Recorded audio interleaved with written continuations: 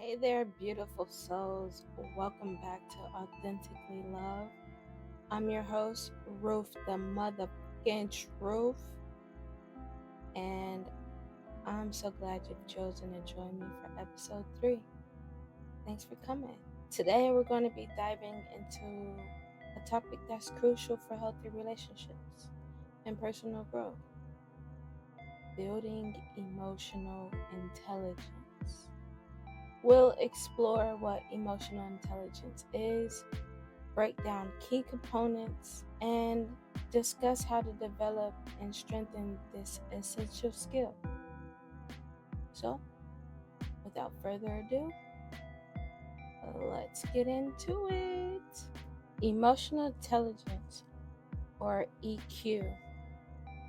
It's like the secret sauce of life. It's what helps us navigate the ups and downs, the twists and turns with grace and wisdom, right? So think of it as your inner GPS, guiding you through a maze of emotions and relationships. So what exactly is emotional intelligence?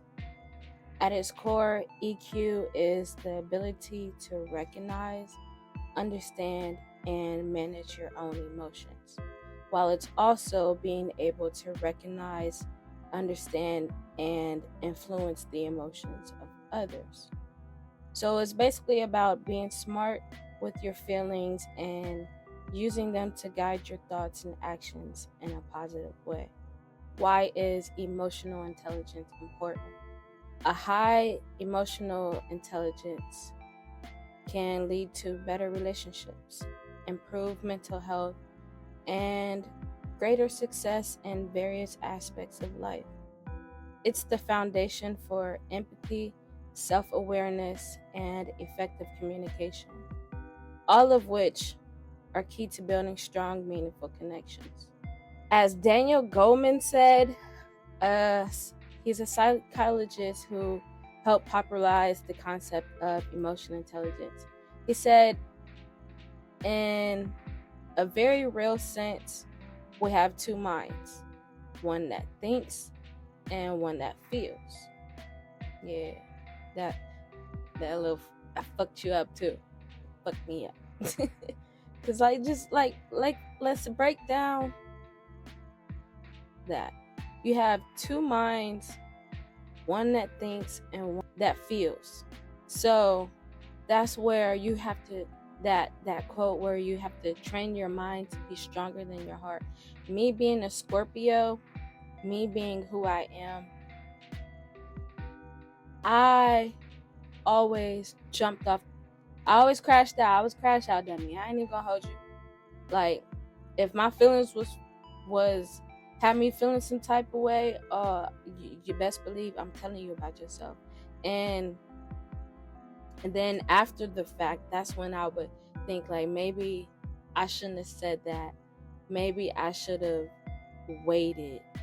Maybe I should have processed my feelings, because now that I done sat here and thought about it, I don't feel like that no more. That was just in the moment. And I done already caused the damage, then said hurtful shit. Like, you can't take those things back once it's been said. So that's something that I had to, it took me a long time to train my mind to be stronger than my heart, because I am very emotional. And I don't give a fuck? Like, that's just what it is. I'm very emotional, and I'm aware of my feelings now, and I'm aware of what I'm feeling, how I'm feeling, and why you got me feeling this way. Maybe it's a me issue, maybe it's a you issue. But anywho, let's break down the key components of emotional intelligence, because there are 5 main ones. As I've stated before, number 1, we have self-awareness, and that's about understanding your own emotions, your own strengths, your own weaknesses, and knowing your values. It's about knowing your worth. And self-awareness, if you're not aware of who you are, like, what are your triggers, what are your flaws, what makes you happy, how can you show up for somebody else? Like, self-awareness is the foundation of emotional intelligence. Because if you don't know who you are, how can you're a zombie? Because I was that person. I needed the next person. I needed somebody to make decisions for me. I needed somebody to lead the way for me. I needed somebody to have an identity. When you don't know, you can't grow. So self-awareness is very crucial. The second component we have is self-regulation. And that involves manage your emotions in a healthy way. Like staying in control of yourself and adapting to changing circumstances. Because one thing in life that is a constant is change. Like you can't control that. But you can control yourself. You can control how you respond. You can control how you react. You can control yourself. So instead of getting angry, because that's everybody's first emotion, anger, and lashing out and saying cuss words and stuff, sit in that. Don't say nothing. Play cool, keep it P. Why you keeping it P? Ask yourself, why am I mad? Because really, anger is just misplaced hurt. It just shows up in a different form. It's something that you've pushed down long enough, and now whenever somebody triggers that, your response is you pissed off, you mad at the world. Like, I had one person that made me get out of, I'm not gonna say they made me, because I allowed them to, but I got in my very first fight with an ex, and that taught me that I didn't have control of myself. That taught me that I allowed her to get the best of me, because I stepped out of character. I swung first. No, you didn't. What's wrong with you, bro? It's not my best decision, but shit, it's not the best thing I've ever done, and I still feel some type of way. But that experience was a lesson. It was a lesson for me to never allow nobody to knock me out, get me out of character, to never allow nobody to make me lose my cool.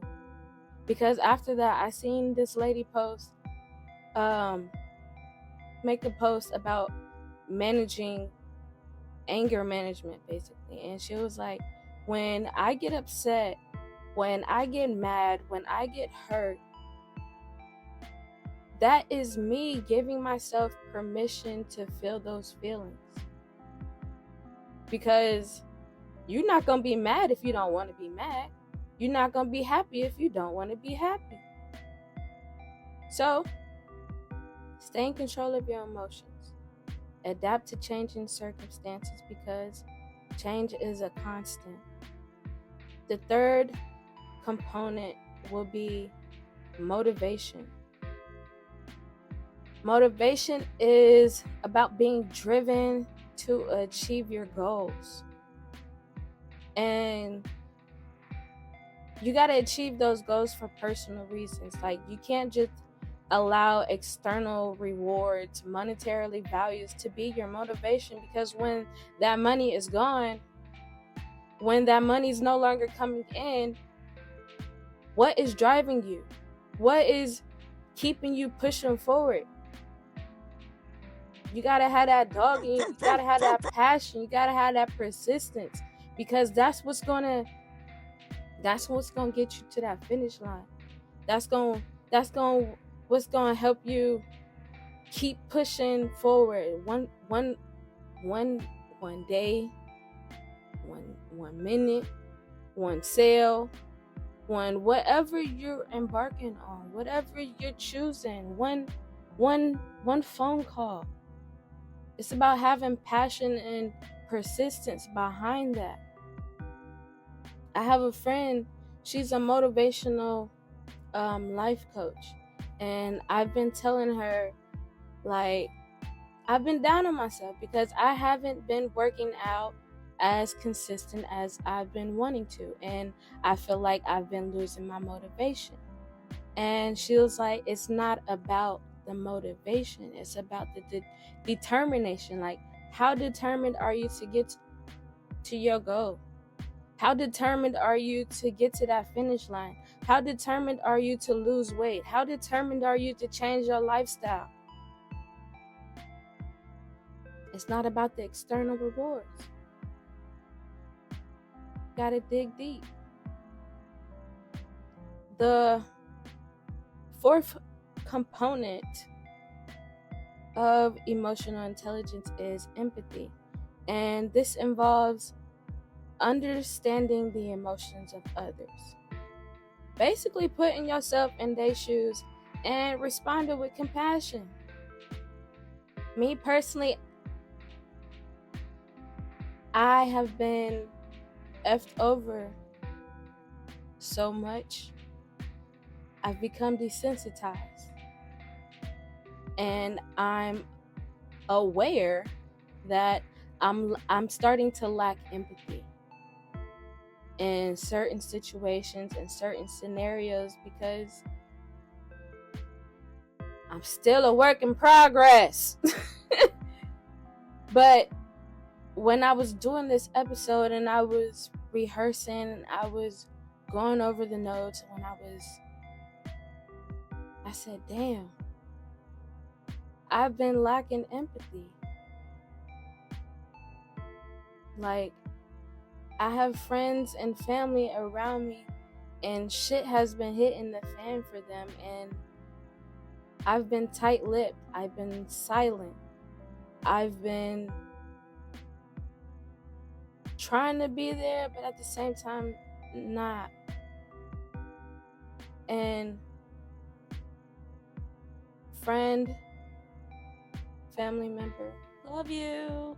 If you're seeing this, sincerely from the bottom of my heart, I do apologize for not showing up for you the way that you needed me to. I'm still working on having empathy and showing compassion in times of need. I just don't be the things that I be wanting to say to like comfort you. I feel like it's cliche and don't nobody want to hear that. This is where emotional intelligence ties into the fifth component of social skills. Because having a high emotional intelligence or a high EQ, you're able to build and maintain healthy relationships. You're able to have effective communication. You're able to have conflict resolution. For me, I struggle with social skills. I'm not a people person. I don't really like people too much, and I'm not going to say I don't like people. People do fucked up shit. I don't like people's actions. I don't like people's mannerisms. Because why are you mad at the world? Because your life is upside down. And people just do stupid things. But I'm learning that not everybody, I can't categorize everybody. Like, everybody is their own person. Everybody is unique in their own way. So I've been opening myself up to start building those healthy relationships. I've started opening myself up to having effective communication. Like, effectively communicating means having those conversations that you know you need to have, even though you don't want to. It means swallowing your pride and letting that ego sit on the back burner and open your mouth and say how you feel. Whether you're mad, sad, pissed off, hell, if you can write me a letter and I would be okay. Just communicate. And conflict resolution, I'm still working on that because I don't like conflict. Like, I avoid it. I don't like the back and forth banter because I know my tongue is lethal. I know what I say 9 times out of 10 is factual, and it's going to strike a nerve, and it's going to have somebody ready to off me, and I ain't ready to go yet. I still got some kicking and pushing to do. You know? So, as you can tell, developing these components can seem pretty daunting, but it's definitely possible.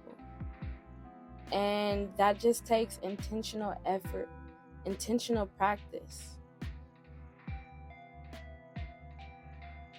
And so,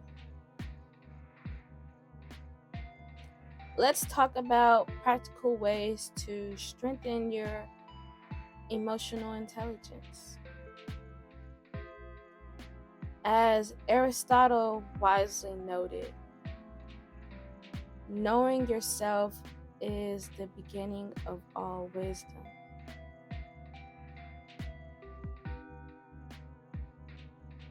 And we're going to take this kind of to church, right? Back in the old days, in all of the church temples, they used to have know thyself. And big words right above the little temples and stuff. And so when you would walk in there, that would be the first thing you would see. Know thyself. Because it is the beginning of all wisdom. When you know yourself, you're able to open up other opportunities. You're able to expand your consciousness. You're able to be there for others. You're able to be of service. You're able to give love and be loved. So some practical ways to strengthen emotional intelligence.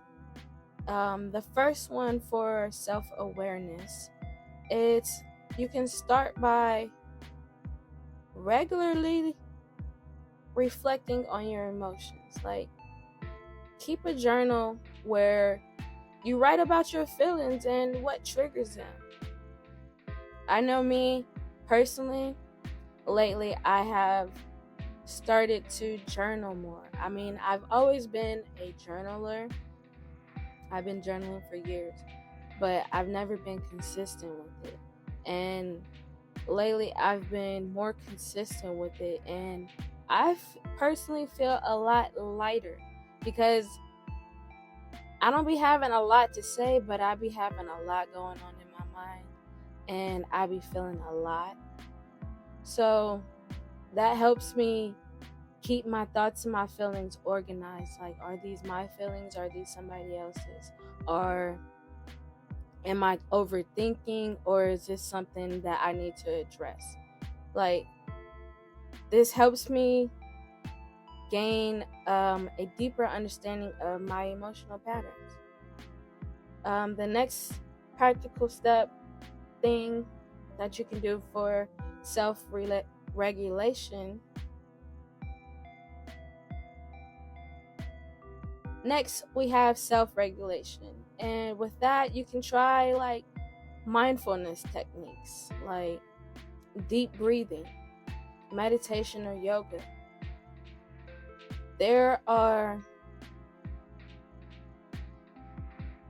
I've had several friends come to me like, I'm having trouble sleeping. I can't go to sleep because my mind won't stop going. A long time ago, I learned this technique, and I've been using it ever since when I cannot go to sleep. So, I'm going to teach you. First, you get in a comfortable position, like lay on your wherever you're going to go to sleep. You're going to get in that comfortable position. Once you're there, you're going to inhale for 4 seconds. So you're going to hold it for 4 seconds and then release for 6 seconds. And as you inhale through your nose, you exhale through your mouth. And as you exhale through your mouth, the air is leaving your body. It makes your body relax. So you do this about 3 to 6 times. By that 6th time, your body will be in a state of rest. And I say you do that about 4 times, and then just allow your breathing to go normal. Just at a natural, normal pace, and you'll be off to La La Land in no time. But breathing techniques, meditation, and yoga helps you stay calm and focused. And even in stressful situations, it can help you keep your composure. That means pausing before reacting. Give yourself a moment to think before you speak. I had to learn the hard way. I used to be quick to respond, just to say something, damn it. And whoo boy, I used to get in so much trouble just for being quick to respond and not quick to listen, quick to shut my mouth and allow people to keep talking.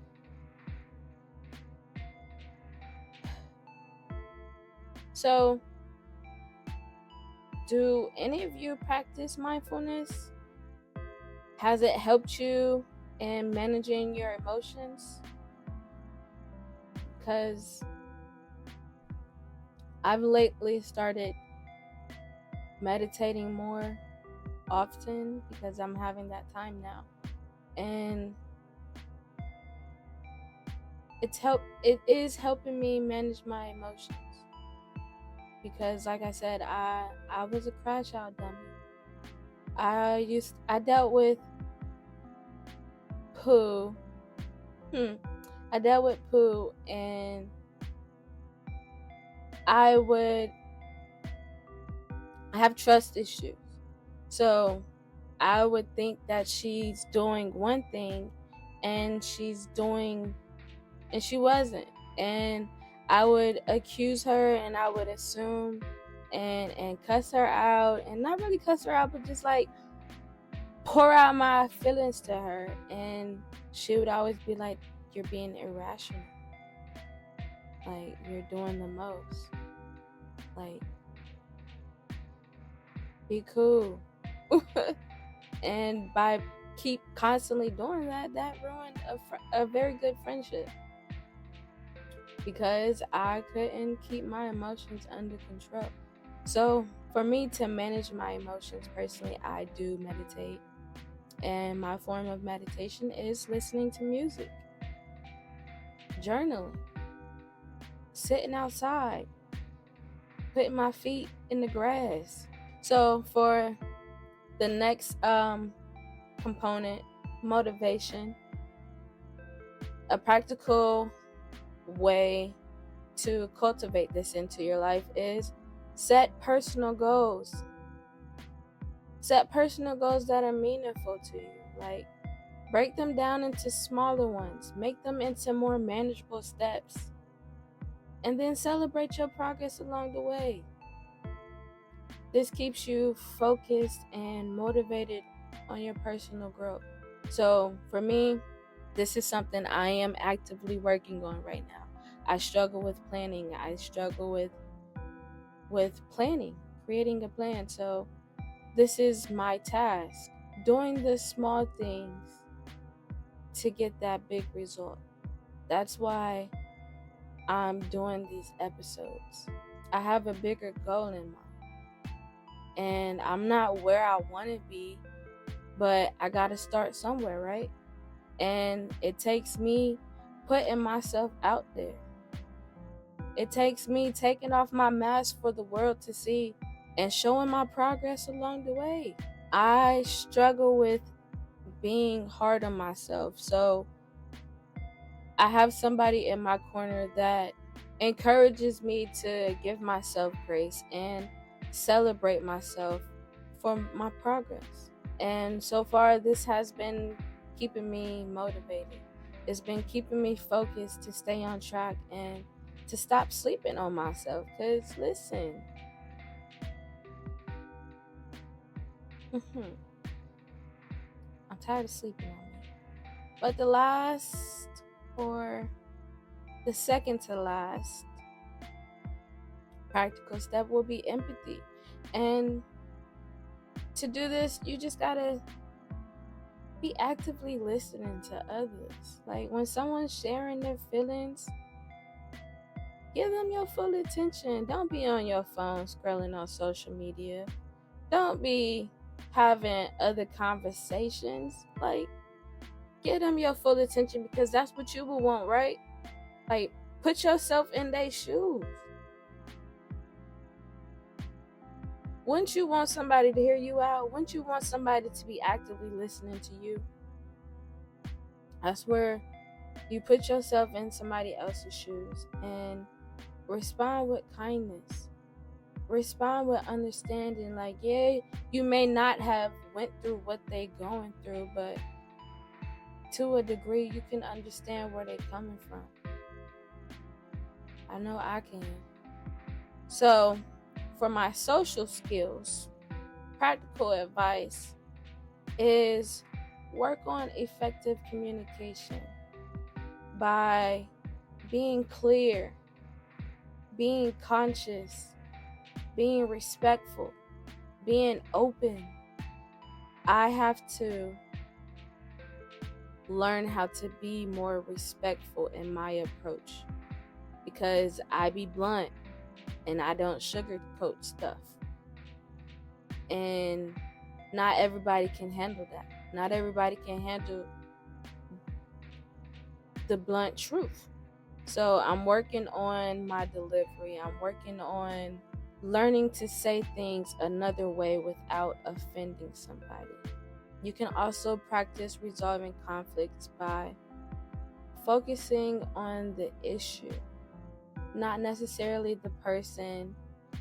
Like, say you're in a relationship and the issue was your husband or wife, they said that they was gonna wash the dishes and they didn't. The issue is they didn't wash the dishes. But here you go. You don't never clean up after yourself.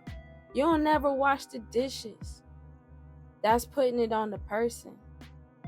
When the issue was you said you was gonna do something and you didn't. You didn't hold your word. So you have to find like a mutual solution that's beneficial to both of you. Like, you gotta come to a compromise. Like, yeah, sorry baby, I ain't washed the dishes today. I got caught up, but I'll cook dinner. Or do another act of kindness. Do something else to show that this issue doesn't become a bigger issue down the line. Because that's really what bigger issues, and when people blow up and shit hits the fan, that's really what it is. It's just smaller things that then been brushed to the side and then been sitting there marinating. It's time to resolve these conflicts, y'all.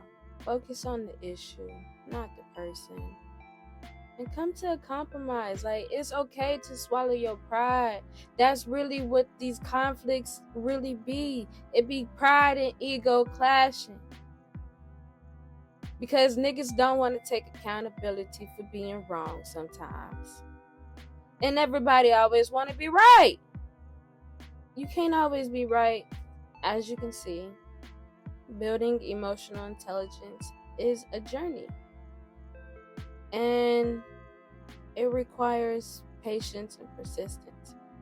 But the rewards are definitely immense. You have better relationships. You have an improved well-being and a deeper understanding of yourself and others. Isn't that like the greatest gift? Like, you're emotionally intelligent. What steps will you take to build your emotional intelligence? Start small and be consistent. Remember, it's about progress and not perfection. Now, before we wrap up, I have something exciting to share with you. You and you and you and you and you and you and you. I've created an emotional intelligence quiz that is designed to help you, me, us, and we to understand and evaluate our ability to recognize, manage, and effectively express our emotions, while also understanding and responding to the emotions of others. So, this quiz is not your typical boring assessment. It's fun, it's interactive, and it's packed with insights that'll leave you saying, who knew emotions could be this interesting? So, grab your phone, go ahead and click that link that's down there, and go take this quiz. It's like a journey of self-discovery, and each question leading you closer to unlocking your emotional superpowers. And don't forget to share your results with us, because I definitely love to hear how you're embracing your emotional intelligence and leveling up your relationships. You can tag us on social media, use the hashtag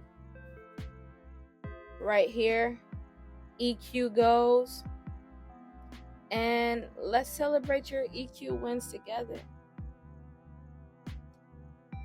Thank you so much for joining me on this episode of Authentically Love. I hope you found our discussion on emotional intelligence enlightening, and motivating. So, in our next episode, we will be exploring practicing kindness daily. And we'll discuss the impact of kindness on ourselves and others. And I'm going to share simple acts of kindness that you, me, we, us, that we can incorporate into our routine. So, until next time, beautiful soul. I'm your host, Rip the Truth. Stay blessed. Stay true to yourself. Keep spreading that love. And catch you on the flip side. Peace, love, and hair. Ooh, episode over. Episode over. Episode over. Episode over. Episode.